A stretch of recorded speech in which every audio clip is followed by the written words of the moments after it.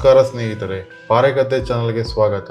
ಸ್ನೇಹಿತರೆ, ಬಂಗಾಳದ ಹುಲಿ ಮಮತಾ ಬ್ಯಾನರ್ಜಿಯವರನ್ನೇ ಮಣ್ಣು ಮುಕ್ಕಿಸಿದ ನಂದಿಗ್ರಾಮದ ಅಸಲಿ ಸುಲ್ತಾನ ಯಾರು? ಈ ಬಾರಿಯೂ ದೀದಿ ಪಡೆಗೆ ಸುವೇಂದು ಅಧಿಕಾರಿ ಸೋಲಿನ ರುಚಿ ತೋರಿಸುತ್ತಾರಾ? ಇದು ಕೇವಲ ಒಂದು ಕ್ಷೇತ್ರದ ಚುನಾವಣೆಯ ಕಥೆಯಲ್ಲ, ಬಂಗಾಳದ ರಾಜಕೀಯ ಭವಿಷ್ಯವನ್ನೇ ನಿರ್ಧರಿಸುವ ಐತಿಹಾಸಿಕ ಸಮರದ ಕತೆ.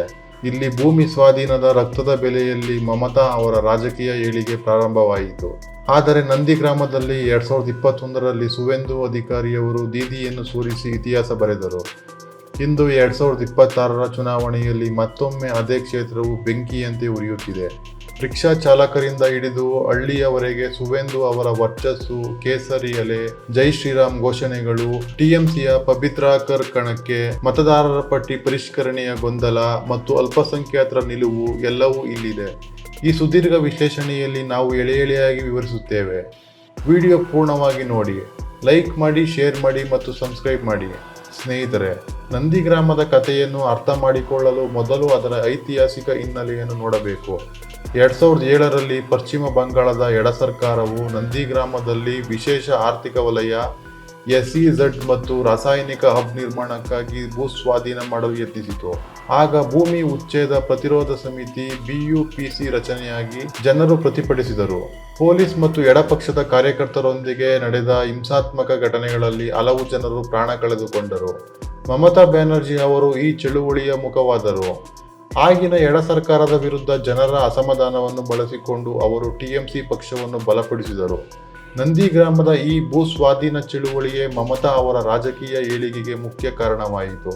2011ರಲ್ಲಿ TMC ಅಧಿಕಾರಕ್ಕೆ ಬಂದು ಎಡ ಸರ್ಕಾರವನ್ನು ಕಿತ್ತು ಹಾಕಿತು. ಆದರೆ ಇದೇ ನಂದಿಗ್ರಾಮವು 2021ರ ಅಸೆಂಬ್ಲಿ ಚುನಾವಣೆಯಲ್ಲಿ ಮಮತಾ ಅವರಿಗೆ ಸೋಲಿನ ರುಚಿ ತೋರಿಸಿತು. 2021ರಲ್ಲಿ ಸುವೇಂದು ಅಧಿಕಾರಿಯವರು TMCಯಿಂದ BJPಗೆ ಸೇರಿದ ನಂತರ ನಂದಿಗ್ರಾಮದಿಂದ ಸ್ಪರ್ಧಿಸಿ ಮಮತಾ ಬ್ಯಾನರ್ಜಿಯವರನ್ನು ಸೋಲಿಸಿದರು. ಸುಮಾರು 1700 ಮತಗಳ ಅಂತರದಲ್ಲಿ ಅವರು ಗೆದ್ದರು. ಇದು ಬಂಗಾಳದ ರಾಜಕೀಯದಲ್ಲಿ ದೊಡ್ಡ ತಿರುವು. ಸುವೇಂದು ಅವರು ನಂದಿಗ್ರಾಮದ ಸ್ಥಳೀಯ ನಾಯಕ. ಅವರ ಕುಟುಂಬದ ವರ್ಚಸ್ಸು ದಶಕಗಳಿಂದ ಇಲ್ಲಿ ಬೇರೂರಿದೆ. ಅವರ ತಂದೆ ಸುಶಾಂತ ಅಧಿಕಾರಿ ಕೂಡ ರಾಜಕೀಯ ನಾಯಕರಾಗಿದ್ದರು. ಈಗ 2026ರ ಚುನಾವಣೆಯಲ್ಲಿ ಸುವೇಂದು ಅಧಿಕಾರಿ BJP ಅಭ್ಯರ್ಥಿಯಾಗಿ ನಂದಿಗ್ರಾಮದಿಂದ ಸ್ಪರ್ಧಿಸುತ್ತಿದ್ದಾರೆ. ಅವರು ಬಹನೀಪುರ ಕ್ಷೇತ್ರದಿಂದಲೂ ಸ್ಪರ್ಧಿಸುತ್ತಿದ್ದಾರೆ. TMC ಪಕ್ಷವು ಪಬಿತ್ರಾಕರ್ ಅವರನ್ನು ಅಭ್ಯರ್ಥಿ ಮಾಡಿದೆ. ಇದು ಒಂದು ವಿಶೇಷ ಯುದ್ಧವಾಗಿದೆ, ಗುರು ಶಿಷ್ಯರ ನಡುವಿನ ಸಮರ. ಈಗ ನಾವು ಸುವೇಂದು ಅಧಿಕಾರಿಯ ಜನಪ್ರಿಯತೆಯನ್ನು ವಿವರವಾಗಿ ನೋಡೋಣ.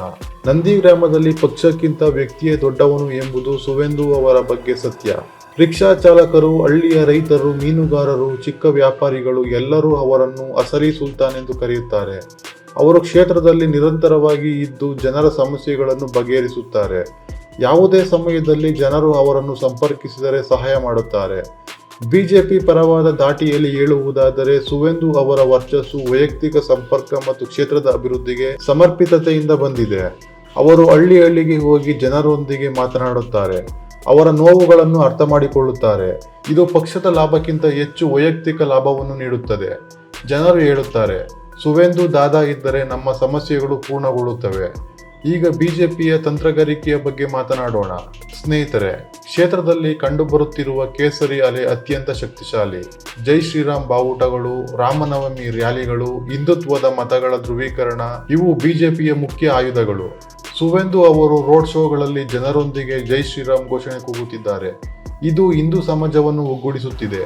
BJP ಕಾರ್ಯಕರ್ತರು ಕೇಸರಿ ಬಣ್ಣದ ಧ್ವಜಗಳನ್ನು ಹಾರಿಸುತ್ತಿದ್ದಾರೆ. ಇದು ನಂದಿಗ್ರಾಮದಲ್ಲಿ ಹೊಸ ಅಲೆಯನ್ನು ಸೃಷ್ಟಿಸುತ್ತಿದೆ.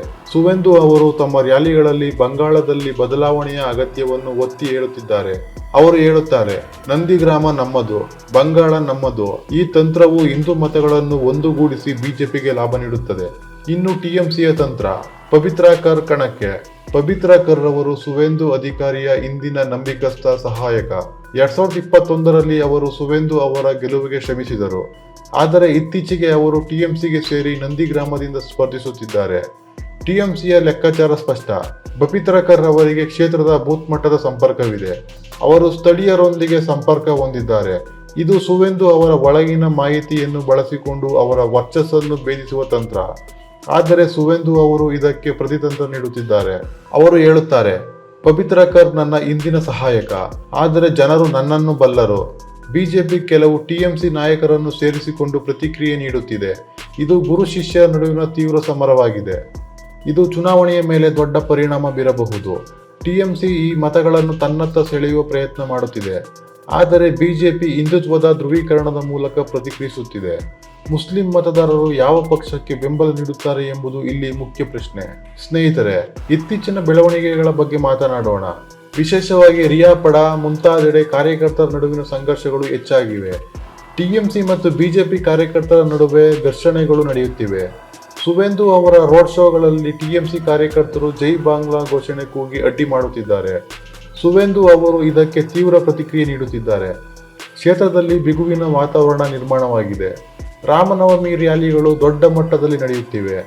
ಬಿಜೆಪಿ ಹಲವು ಟಿಎಂಸಿ ನಾಯಕರನ್ನು ಸೇರಿಸಿಕೊಂಡಿದೆ. ಇದು ಟಿಎಂಸಿಗೆ ದೊಡ್ಡ ಏಟು. ಸ್ನೇಹಿತರೆ, ಸುವೇಂದು ಅವರ ಜನಪ್ರಿಯತೆಯು ಅವರ ಸ್ಥಳೀಯ ಸಂಪರ್ಕದಿಂದ ಬಂದಿದೆ. ಜನರು ಅವರನ್ನು ನಮ್ಮವರು ಎಂದು ಭಾವಿಸುತ್ತಾರೆ. ಇದು ಪಕ್ಷದ ಮೇಲೆ ವ್ಯಕ್ತಿಯ ವರ್ಚಸ್ಸನ್ನು ತೋರಿಸುತ್ತದೆ. ಬಿಜೆಪಿಗೆ ಇದು ದೊಡ್ಡ ಲಾಭ.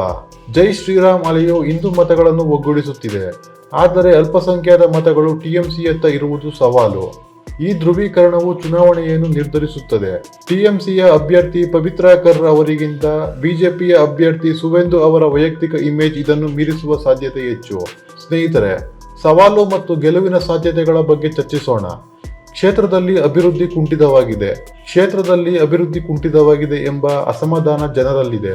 ರಸ್ತೆಗಳು, ಉದ್ಯೋಗ, ಕೃಷಿ ಇವುಗಳಲ್ಲಿ ಸುಧಾರಣೆ ಬೇಕು ಎಂದು ಜನರು ಹೇಳುತ್ತಿದ್ದಾರೆ. ಆದರೂ ಸುವೇಂದು ಅಧಿಕಾರಿ ಅವರು ತಮ್ಮ ವೈಯಕ್ತಿಕ ಜನಪ್ರಿಯತೆಯಿಂದ ಗೆಲ್ಲುವ ಸಾಧ್ಯತೆ ಹೆಚ್ಚಿದೆ. ಮುಂದಿನ ದಿನಗಳಲ್ಲಿ ಅವರು ರಾಜ್ಯದ ಪ್ರಮುಖ ನಾಯಕರಾಗಿ ಬೆಳೆಯುವ ಅಥವಾ ಮುಖ್ಯಮಂತ್ರಿ ಅಭ್ಯರ್ಥಿಯಾಗುವ ಸಾಧ್ಯತೆಗಳಿವೆ. ಬಿಜೆಪಿ ಅವರನ್ನು ರಾಜ್ಯ ನಾಯಕತ್ವಕ್ಕೆ ತಯಾರಿಸುತ್ತಿದೆ. ಇದು ಬಂಗಾಳದ ರಾಜಕೀಯವನ್ನು ಬದಲಾಯಿಸುವ ಸಾಧ್ಯತೆ ಇದೆ. ಸ್ನೇಹಿತರೆ, ನಂದಿಗ್ರಾಮದ ಈ ಸಮರವನ್ನು ವಿವರವಾಗಿ ನೋಡಿದ್ದೇವೆ. ಇಲ್ಲಿ ಇತಿಹಾಸ ಮರುಕಳಿಸಲಿದೆ.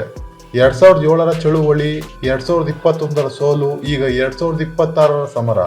ಬಂಗಾಳದ ರಾಜಕೀಯ ಭವಿಷ್ಯವನ್ನು ನಿರ್ಧರಿಸುವ ಈ ನಂದಿಗ್ರಾಮದ ಕಣದಲ್ಲಿ ಮತ್ತೊಮ್ಮೆ ಇತಿಹಾಸ ಮರುಕಳಿಸುತ್ತದೆಯೇ? ಸುವೇಂದು ಅಧಿಕಾರಿ ಅವರು ಅಭೇದ್ಯ ಕೋಟೆಯನ್ನು ಭೇದಿಸಲು ಮಮತಾ ಬ್ಯಾನರ್ಜಿ ಯಶಸ್ವಿಯಾಗುತ್ತಾರೆಯೇ? ಇದನ್ನು ಏಪ್ರಿಲ್ 23ರಿಂದ 29ರವರೆಗಿನ ಮತದಾನ ಮತ್ತು ಮೇ 4ರ ಫಲಿತಾಂಶಗಳು ನಿರ್ಧರಿಸುತ್ತವೆ. ನಿಮ್ಮ ಅಭಿಪ್ರಾಯಗಳನ್ನು ಕಮೆಂಟ್ ಮಾಡಿ ತಿಳಿಸಿ. ಮುಂದಿನ ವಿಡಿಯೋದಲ್ಲಿ ಮತ್ತೆ ಭೇಟಿಯಾಗೋಣ. ಧನ್ಯವಾದಗಳು.